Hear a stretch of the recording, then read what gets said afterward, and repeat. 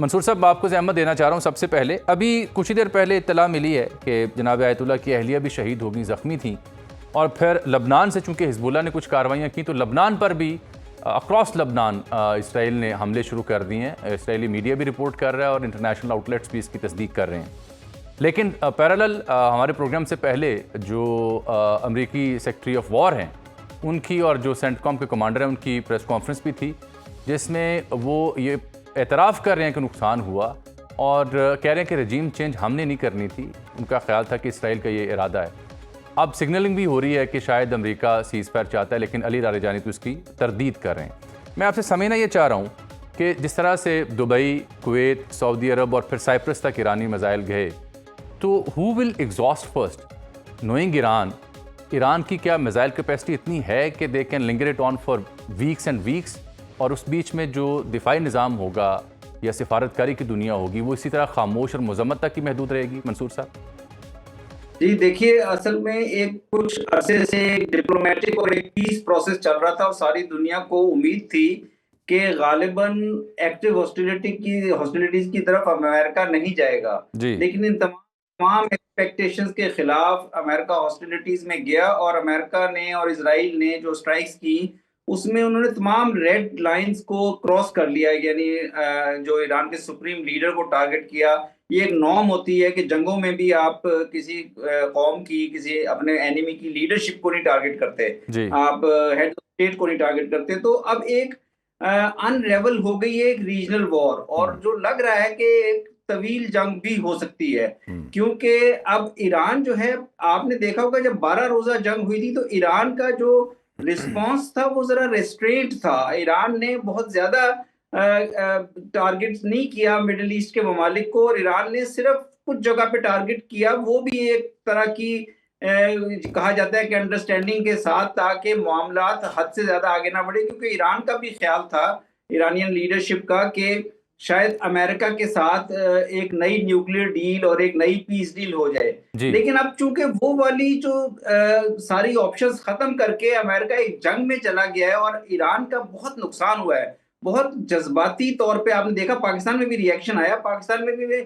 आज मैं बहुत लोगों से, हमने हमारा एक थिंक टैंक है उसकी तरफ से हमने इस पे वेबिनार वगैरह किया, काफी लोगों को कंसल्ट किया। लोग बहुत रंजीदा हैं। तो ये मुस्लिम दुनिया में ये बड़े लोगों के जज्बात मजरूह हुए हैं, और इसलिए ईरान की तरफ से जो आपको नजर आ रहा है रिएक्शन, चाहे वो सऊदी अरेबिया के ऊपर अटैक्स हों, चाहे वो यूएई के ऊपर अटैक्स हों, या जहां जहां अमेरिकन बेसिस है, कुवैत में आपने भी जिक्र किया 3 उनके F-15 मारे गए।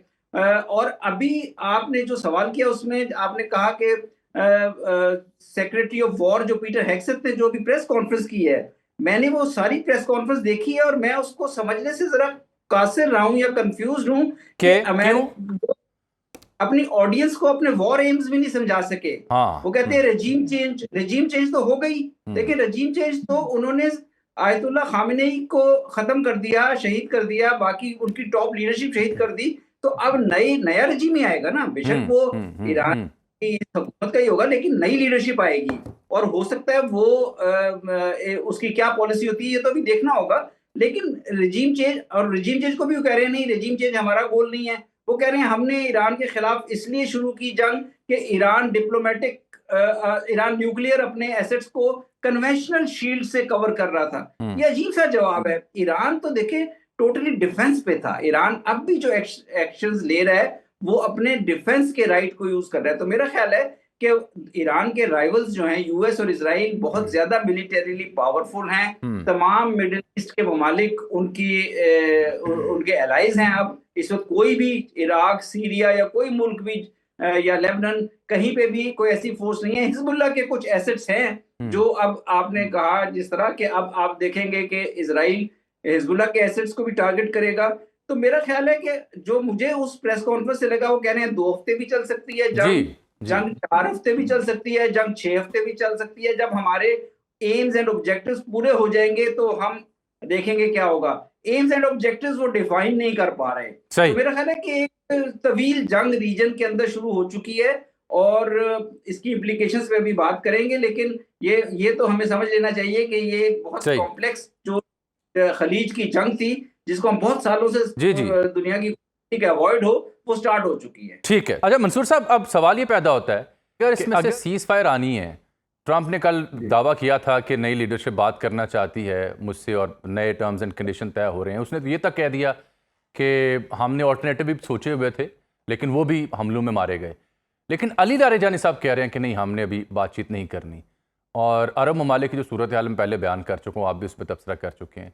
तो ये आग बुझेगी कैसे? ये आप तो खदशा जाहिर कर चुके कि तवालत इख्तियार करेगी, लेकिन ये इसका एंड कहाँ से मिलेगा हमें सिफारती तौर पर? देखिए, यूएस और इजराइल का ये ख्याल था कि वो जिस तरह के किलिंग किस्म के अटैक्स करेंगे उसमें जो शहादतें होंगी उसके बाद एक नई लीडरशिप आएगी और रेजिस्टेंस जो उनके ख्याल में, उनकी एस्टिमेशन के मुताबिक, खास तौर पे इजरायली इंटेलिजेंस की एस्टिमेट्स के मुताबिक रेजिस्टेंस ऑन ग्राउंड स्ट्रांग है। लेकिन ऐसा नहीं था। बहुत से लोग हमारी तरह के एनालिस्ट कह रहे थे कि ईरान में जो ईरानियन हुकूमत है, रेजीम है, वो उसकी जड़ें काफी स्ट्रांग हैं और जब उनके ऊपर अटैक हुआ, इस किस्म का बेईमाना अटैक, तो वहां पे एक यूनिटी देखने में आई है। लोग हजारों लाखों की तादाद में बाहर निकले गवर्नमेंट की सपोर्ट में और अब एक उनका काउंसिल का प्रोसेस है, उससे नई लीडरशिप सिलेक्ट होगी। लेकिन इन हालात में जबकि उनके ऊपर इस किस्म का अटैक किया गया है, तो जो अली लारेजानी साहब ने जो कहा है कि वो अभी किसी किस्म की टॉक्स में जाने के बारे में नहीं सोच रहे या किसी किस्म के डायलॉग में जाने के बारे में नहीं सोच रहे, वो अंडर प्रेशर इस वक्त रखना चाहते हैं यूएस और इजराइल और इनके खास तौर पे मिडिल ईस्टर्न एलाइज को। और मैं एयर मार्शल साहब की बात से बिल्कुल मुत्तफिक हूँ कि ईरान वहां पे इन हुकूमतों में इन पॉपुलेशन सेंटर्स को नहीं अटैक करेगा। ईरान ने, उन्होंने डिक्लेयर भी किया है कि हम जो राइट एक्सरसाइज कर रहे हैं, हमारी सेल्फ डिफेंस का राइट है, क्योंकि इनकी बेसिस इस्तेमाल हो रही हैं, अमेरिका की बेसिस इन ममालिक से। तो मेरा ख्याल है ईरान पूरी कोशिश करेगा और फिर ईरान की जो स्ट्रेंथ है वो एसिमेट्रिक वॉरफेयर की तरफ है, क्योंकि ईरान इधर अकेला है और उसके अगेंस्ट बहुत सारे ममालिक एलाइड हैं, इजराइल, यूएस और उसके अलावा बहुत सारे मिडिल ईस्ट के कंट्रीज। तो ईरान फाइनली तो जाएगा अब किसी ना किसी तरफ, पीस की तरफ, डायलॉग की तरफ। लेकिन मेरा ख्याल है वो जब इनकी नई लीडरशिप इन प्लेस आ जाएगी, क्लियर हो जाएगा कि किस किस्म की ये नई लीडरशिप है, आयतुल्लाह खामनेई की जगह कौन चार्ज लेता है और किस किस्म की एक नई काउंसिल बनती है, रहबरी शूरा का क्या होता है, तो उसके ऊपर फिर डिपेंड करेगा। लेकिन बहुत बगैर इस किस्म के रिस्पॉन्ड दिए, किसी किस्म का रिस्पॉन्ड किए हुए ईरान शायद डायलॉग सीज फायर पे एकदम ना जाए। और अभी अमेरिका ने भी खुल के सीज फायर की बात नहीं की और आज आपने देखा है कि फाइनेंशियल मार्केट्स जगह जगह दुनिया में क्रैश हुई हैं, पाकिस्तान में। तो मेरा ख्याल है कि ये रीजन के लिए एक बड़ी खतरनाक सिचुएशन है और ये इसका कोई डिप्लोमेटिक अगर हल निकालने की कोशिश की जाए तो बड़ी संजीदा कोशिश करने की जरूरत होगी। लेकिन मसला ये है कि पहले भी ईरान को नेगोशिएशंस में लाके और नेगोशिएशंस के स्पिरिट को वायलेट करते हुए उसके ऊपर अटैक किया गया है। तो वहाँ कॉन्फिडेंस या जो ट्रस्ट लेवल है वो बहुत लो है दोनों साइड्स के दरमियान। बिल्कुल ठीक है।